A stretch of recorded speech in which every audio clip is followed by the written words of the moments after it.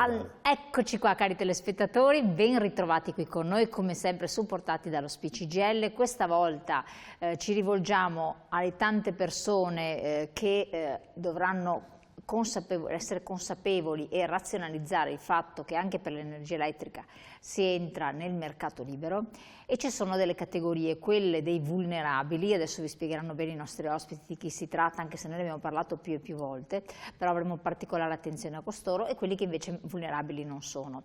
Cosa va a cambiare? A che cosa stare attenti? Sappiamo che tra l'altro in quest'ambito c'è un po' anche di alert, di confusione, perché tantissime persone ricevono continuamente telefonate, chi si presenta a casa con contratti da sottoscrivere, insomma bisogna stare particolarmente allertati. Ne parliamo quindi, collegata con noi, prima le signore Paola Damonti, Federconsumatori Padova, grazie di esserci.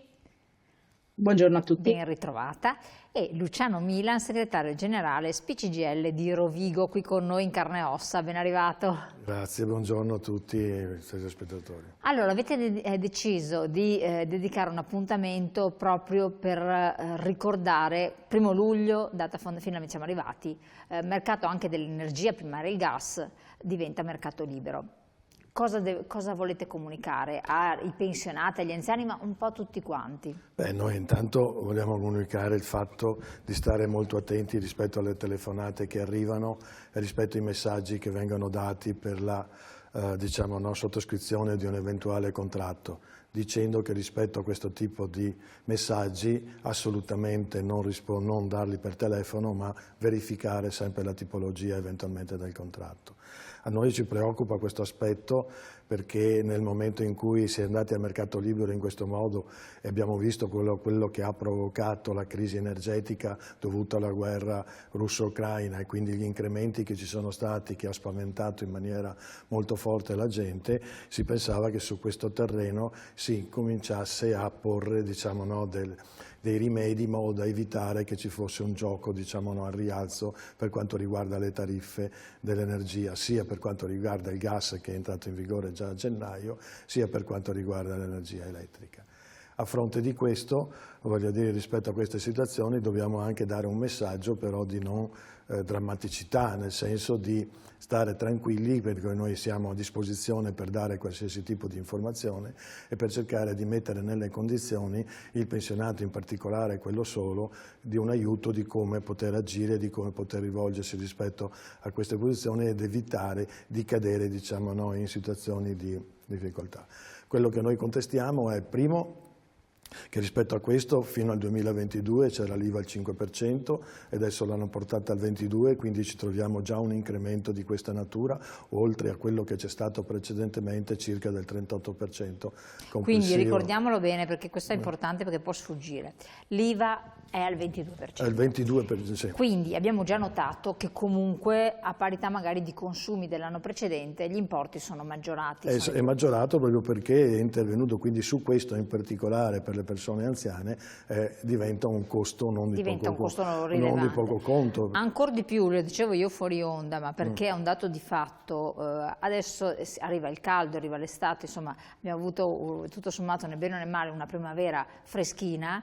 Con il grande caldo iniziano a partire i condizionatori, che per gli anziani sono vitali, per la salute degli anziani, ma consumano tantino. Abbiamo visto delle bollette gli anni passati che erano spaventose, l'anno scorso, 2 anni fa, insomma.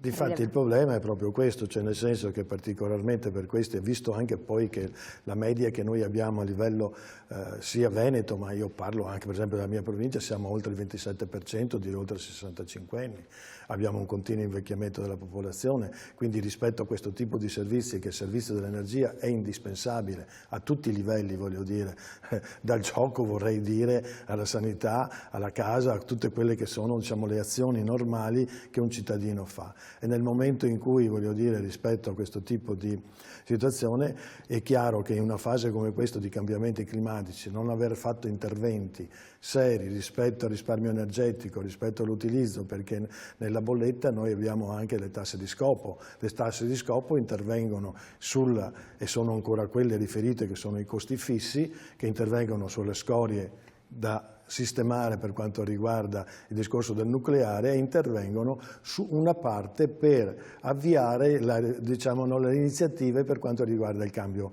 climatico e quindi il risparmio dell'energia. Ecco, vorremmo capire dove sono andate queste risorse, come vengono utilizzate, invece di intervenire per aiutare, diciamo, gli anziani, non solo gli anziani ma anche le famiglie, voglio dire, per avere un abbattimento di quello che è il costo dell'energia. Certo, vedevamo prima anche la slide che era anche interessante perché schematizzava praticamente quello che sarebbero i consumatori, i cittadini vulnerabili da quelli che invece non lo sono. Eccolo qua, sei un cliente vulnerabile. Sì, perché è bene sapere se si è o non si è vulnerabili? Allora, il discorso è questo: per tutti quei soggetti che hanno, per tutte le persone che hanno compiuto più di 75 anni, cosa vuol dire? Non 75 anni di età, ma vuol dire 76 di anni di età, questi rientrano, possono rimanere nel mercato cosiddetto tutelato. Gli altri soggetti sono i percettori di bonus di energia. Cosa sono? I bonus di energia sono quelli che hanno, diciamo, condizioni di un ISEE inferiori ai 9.350 euro annui. A questi soggetti viene riconosciuto un bonus energia che è un bonus di 15 euro. Tenete presente a mensile che questo bonus, ovviamente, siccome le bollette vengono corrisposte, diciamo, bimestralmente, è chiaro che io devo verificare eventualmente il bonus che sia ovviamente il doppio, quindi diventa 30. Poi i disabili ai sensi dell'articolo della 104, in sostanza quelli che sono, diciamo, che hanno avuto questo tipo di zone. I soggetti con utenze ubicate, diciamo, quelle riguardano le isole minori, non interessano, diciamo, la nostra realtà. I soggetti che hanno utenze di strutture abitative di emergenza, cioè nel senso dovute a sfratti, a situazioni particolari emergenziali, e chi si trova in condizioni di salute che deve utilizzare strumenti energetici per la sua condizione di salute. Questi sono i soggetti, diciamo, vulnerabili che non rientrano all'interno del mercato libero e rientrano al mercato super tutelato, che è quello che viene definito dall'ARERA, che è l'Agenzia di Regolamentazione dell'Energia. Se una persona che si scopre adesso, magari seguendo la nostra trasmissione, che sarebbe stato dal mercato tutelato, quindi è un vulnerabile, però è entrato nel mercato libero perché ha fatto già una scelta in precedenza, può rientrare nel mercato di maggior tutela? Sì, questo può rientrare nel mercato di tutela, ne rappresenta la documentazione e quindi richiede di poter rientrare all'interno del servizio di maggior tutela. Benissimo, le interrompo un attimo, mi voglio collegare con Federconsumatori. Allora, volevo chiedere se e perché scegliere il mercato di maggior tutela se una persona rientra nella categoria dei vulnerabili e non invece aderire a una delle tante offerte del mercato libero che possono sembrare anche allettanti. Quindi che tipo di tutela c'è? Perché il mercato tutelato dovrebbe essere meglio di quell'altro? Insomma, entriamo un po' nel merito, secondo la vostra analisi.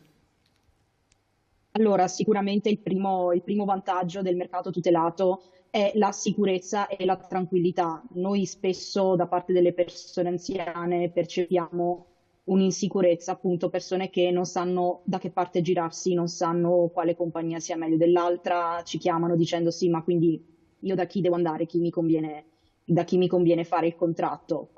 Restando invece nella tutela della vulnerabilità, si hanno altri 3 anni di tranquillità e potrebbero essere 3 anni importanti, perché abbiamo visto negli scorsi anni quali aumenti esponenziali ci sono stati nelle bollette, soprattutto del gas, ma anche dell'energia elettrica.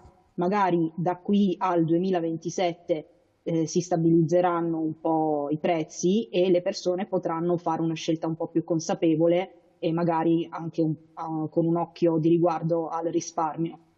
Come seconda cosa c'è da dire che il mercato libero sta mostrando delle limitazioni, diciamo.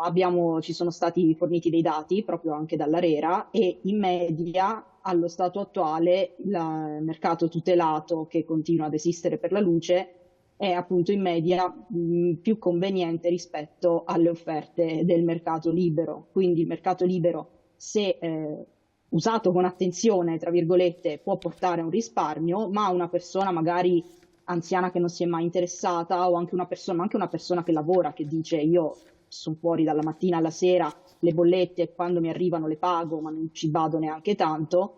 Una persona che non è particolarmente attenta alle offerte, appunto, potrebbe trovarsi a pagare significativamente di più con ripercussioni importanti.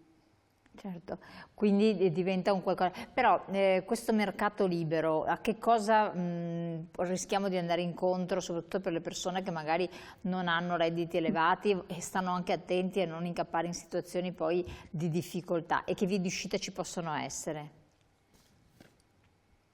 Allora, l'insidia più grande che vediamo noi alla Federconsumatori a Padova, ma penso anche i colleghi delle altre province e regioni, sono le offerte a tariffa fissa, perché mentre il mercato tutelato è per sua natura variabile come tariffe, perché si adeguano chiaramente a quello che è l'andamento del mercato, nel mercato libero possiamo sottoscrivere un'offerta che magari ci blocca il prezzo della materia prima per un anno o per 2 anni di solito.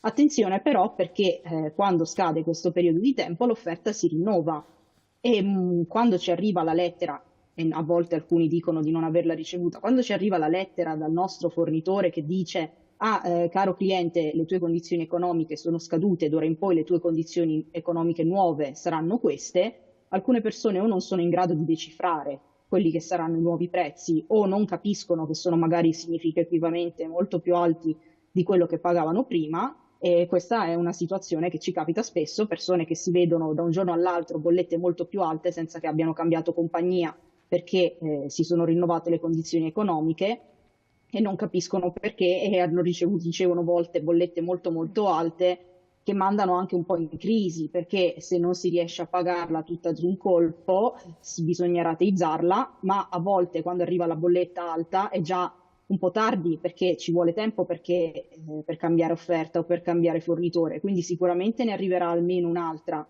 di importo abbastanza elevato e qui vediamo persone che dicono sì, questa bolletta è più della mia pensione, sono costretti a rateizzare, portano avanti la rateizzazione per un anno.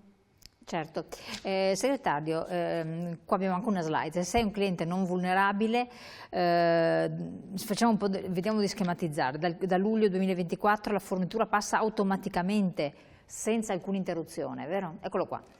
Sì, allora il discorso è questo, che chi non fa nessuna scelta e quindi non decide di andare al mercato libero, non fa nessuna scelta, a quel punto lì è intervenuto l'ARERA, nel senso che ha fatto il discorso del servizio di tutele graduali che durano appunto il periodo che è scritto lì, 36 mesi. Cosa comporta? Cioè l'ARERA ha fatto un bando dove le varie compagnie che erano nel servizio le ha scelte e le ha divise per le varie regioni. Cosa succede? Che il cittadino che appunto che non ha fatto nessuna scelta si trova all'interno di una di queste compagnie che è stata assegnata da parte dell'ARERA e ha il prezzo che è determinato dall'ARERA. Tante volte questi prezzi appunto non è che siano vantaggiosi, però questo è a tutele graduali, cioè nel senso viene programmato nel tempo e uno rientra all'interno di questa situazione. Allora, per 36 mesi ti verranno, allora, qua dice da luglio automaticamente, senza alcuna interruzione, si passa al servizio tutele graduali, quello di cui parlava lei. Però ecco, tenga presente che rispetto a questo in qualsiasi momento uno può decidere di cambiare, di trovare, quindi si può ravvedere. Per 36 mesi verranno, 36 mesi, quindi sostanzialmente sono 3 anni, verranno garantite la tariffa fissata dall'ARERA, la continuità della fornitura, adeguati obblighi informativi in capo ai venditori, possibilità di passare al mercato libero in qualsiasi momento. Cosa vuol dire?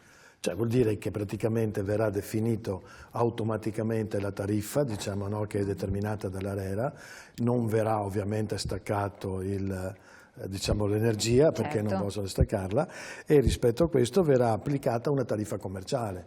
Quindi la tariffa commerciale rientra, prima faceva l'esempio,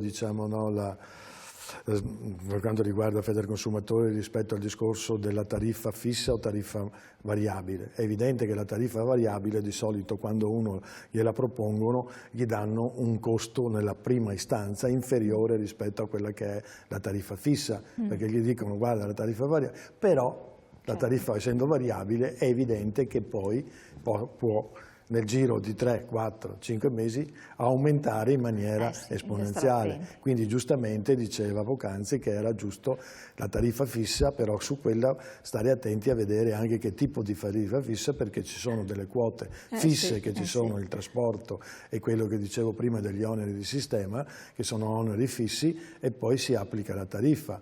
E chi ad esempio rispetto anche a questo meccanismo, quando parliamo di commerciale, se uno, voglio dire, non ha il conto corrente, diciamo, con la banca, il deposito, deve, come posso dire, fare, e quindi la paga, la bolletta quando gli arriva, viene fatto un deposito cauzionale, chiedono un deposito cauzionale che è pari a 11, qualcosa euro, diciamo, no, per kilowatt, cioè vuol dire se io ti do di norma in una casa sono 3 kilowatt, hai 33 euro, diciamo, no, di deposito cauzionale che la compagnia tiene su queste cose, quindi ecco la questione va attentamente valutata. Non a caso l'ARERA ha istituito il portale, diciamo, no, legato alla questione per verificare quali sono i fornitori, diciamo, sarebbe il legale delle offerte in sostanza. Chiaro, infatti.